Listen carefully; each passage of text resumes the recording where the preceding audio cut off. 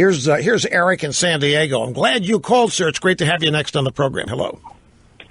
Hey, Rush. I just wanted to tell Trump that if he wants to get the millennial vote, he should make it where student loans are forgiven through bankruptcy. Wait a minute. Student loans should be forgiven through student. What do you mean bankruptcy? I didn't hear all that. Well, if you have a student loan, you can't declare bankruptcy to get it forgiven or to get rid of the debt.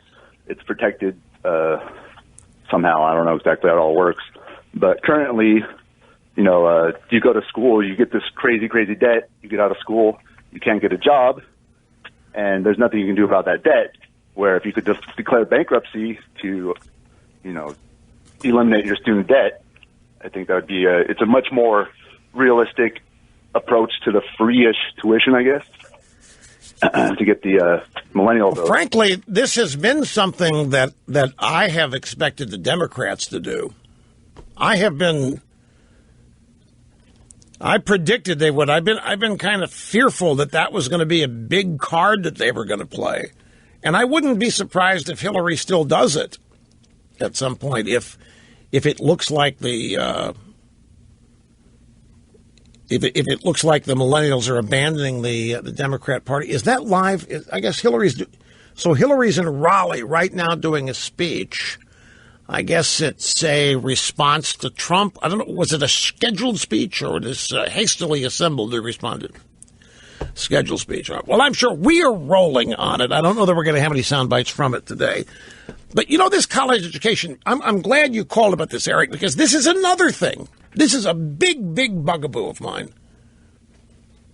And I think it explains so much about the status of the country and the mindset of the middle class. Now, let's acknowledge some things. In America, there have been different levels of success from individual to individual.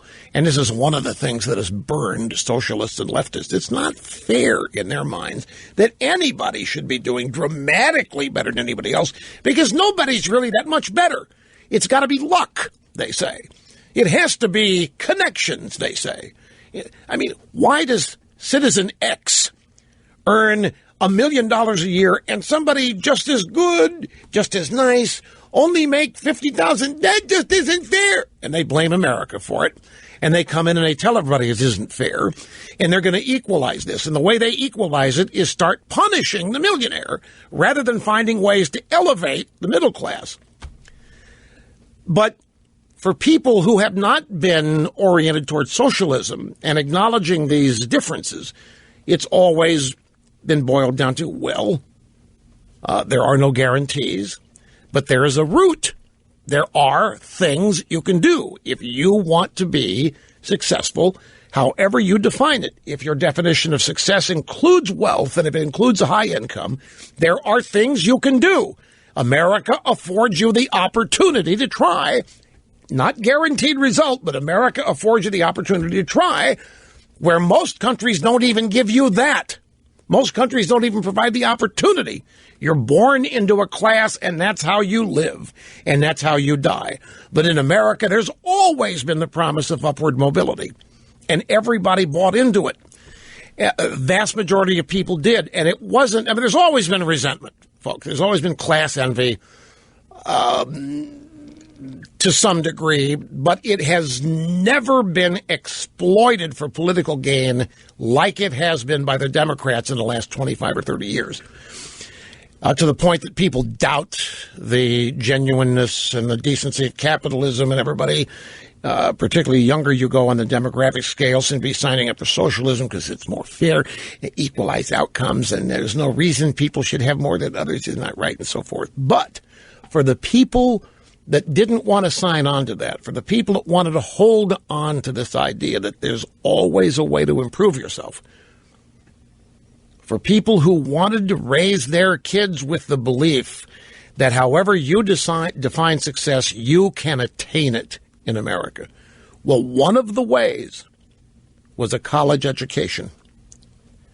The college education was always touted and always presented as the great equalizer. the college education, and we may have been sold a bill of goods. I don't know. That's for another discussion. The way lobbying works, it's to the university's great benefit if everybody in America wants to send their kids to one. By the same token, it's a great benefit to people in the real estate business and in the development and construction business if everybody thinks they ought to have a house. So we understand that tax policy is used as social architecture. We understand that lobbying has made some of these things true. But the bottom line is education, no matter what kind of games were played with it, has always been touted and understood as one of the key elements to self-improvement.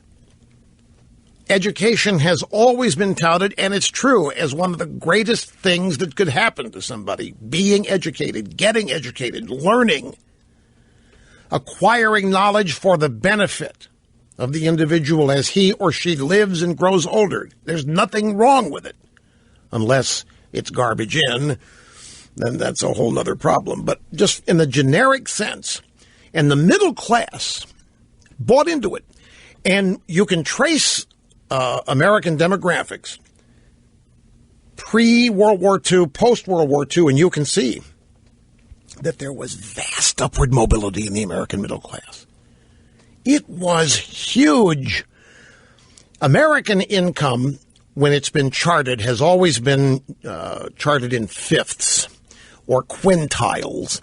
So you would have one group, let's say, makes $100,000 or more. Then the next group, 75 to 100. The next, 50 to 75, 25 to 50, and 0 to 25, whatever. But those are the arbitrary numbers. But you have those various quintiles. It would track people in each of those segments as they grew older and track their movement. Did they move into different levels of income?